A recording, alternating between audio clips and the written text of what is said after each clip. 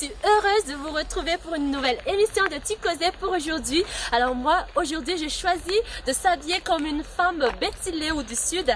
Donc c'est comme ça la tenue traditionnelle de là-bas, puisque j'ai un rendez-vous, je pars à la rencontre d'une femme qui est originaire de cette région, qui se trouve sur les hauts plateaux méridionaux de Madagascar. Alors tout de suite, on va le rejoindre. Allez! Madame Az. Alors moi je suis très heureuse de vous accueillir parmi nous ici aujourd'hui pendant cette émission de Tikosé où on va parler plus sur la culture. Alors Madame Aza, elle est originaire de la région Betsileo du Sud, donc dans la région Matsiachambun. Elle est également présidente d'une association qui s'appelle Reforma ou bien encore Réseau des femmes originaires de la région Matsiachambun. Alors aujourd'hui on va parler sur le mariage, sur le sujet très passionnant et je pense que vous allez adorer aussi puisqu'on va parler de mariage traditionnel qui se pratique dans la région sud Betsileo. Oui, Malala, merci beaucoup de nous avoir choisi l'association. C'est un grand plaisir pour moi d'être ici pour présenter l'association Reforma et pour apporter aussi quelques explications à ce thème mariage traditionnel Betsileo de la région Matsiachambun. Prenons place. Alors. Oui. Alors pour demander la main d'une jeune femme chez les Betsileo du Sud, quelles sont les procédures que le prétendant doit suivre? En fait, Malala, pour demander la main d'une jeune femme Betsileo du Sud, il y a deux étapes à suivre. Tout d'abord, la lafad et puis le fangambad. La lafad, c'est le sorte de fiançailles et le fangambad, le mariage proprement dit, mariage traditionnel proprement dit. Tous les deux se fait entre les parents et les familles, mais non pas entre le couple. Oui. Pour la cérémonie de la lafad, ça se fait entre les deux parents, les parents du jeune homme et les parents de la jeune femme. Les parents du jeune homme rejoignent les parents de la jeune femme pour se connaître davantage et pour se présenter. Oui. Pendant la lafade, tous les deux citent leur arbre généalogique et les parents du jeune homme donnent un montant d'argent aux parents de jeune femme pour honorer toute la famille.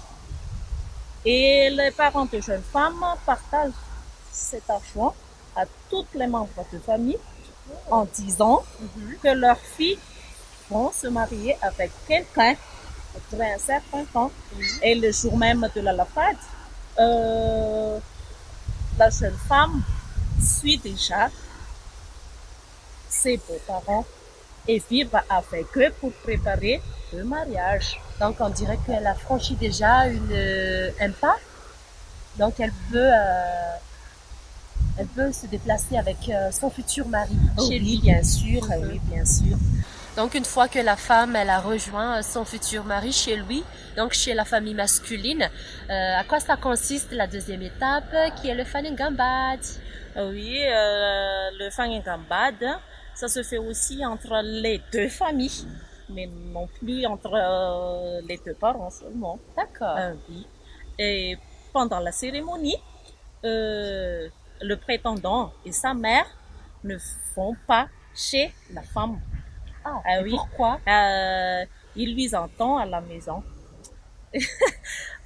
C'est une délégation qui va chez la nouvelle mariée.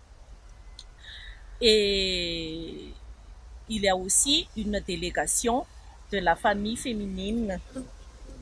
Et dès que la délégation masculine arrive au lieu, ils se discutent.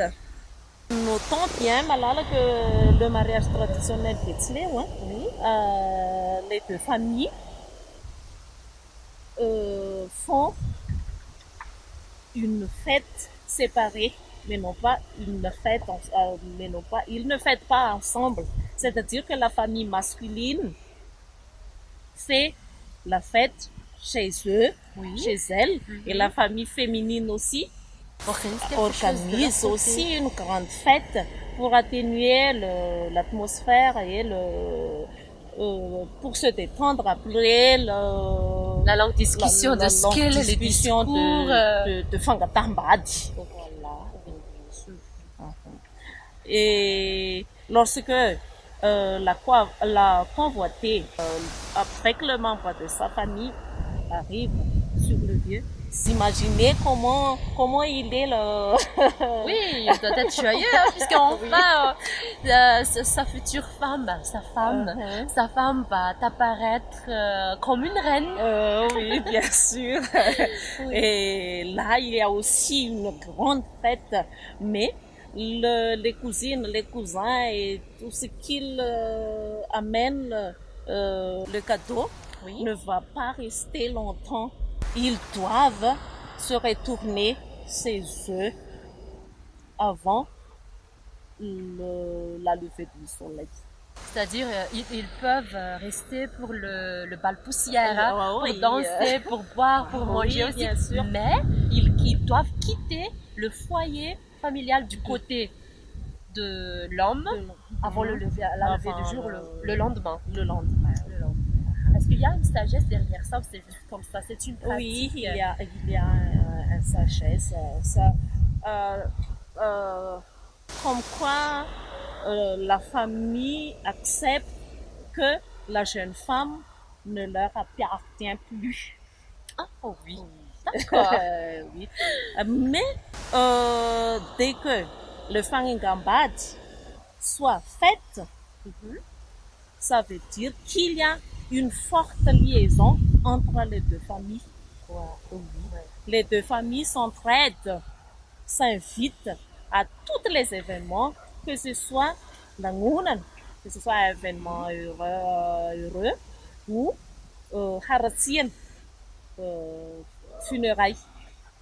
Et même si le couple se sépare, cette liaison reste toujours. Et surtout, solidaires. Et surtout, quand il y a des enfants, ça ce qu'on appelle le Fumengandewan. Oui, ça c'est bien clair. Hein? Donc même s'il y a le problème entre le couple, la famille, les deux familles qui sont déjà collées, oui, ils vont toujours être solidaires, ils seront s'entraider pour la vie future. Oui. C'est bien. Oui, c'est mieux. Oui. Pour le petit Léon, le mariage à l'église n'est pas vraiment, n'a pas beaucoup de valeur que le mariage traditionnel, même à nos jours. Même jusqu'à nos jours. Oui.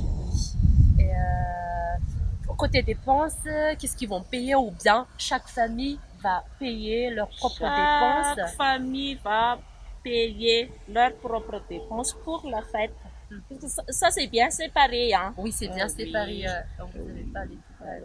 Oui, donc sur la tenue vestimentaire, est-ce que la fille et le garçon, ils se préparent par eux-mêmes ou bien, vu qu'ils ont vécu ensemble pendant un mois, un an, voire plus, donc ils ont collecté de fonds pour la préparation de la fête?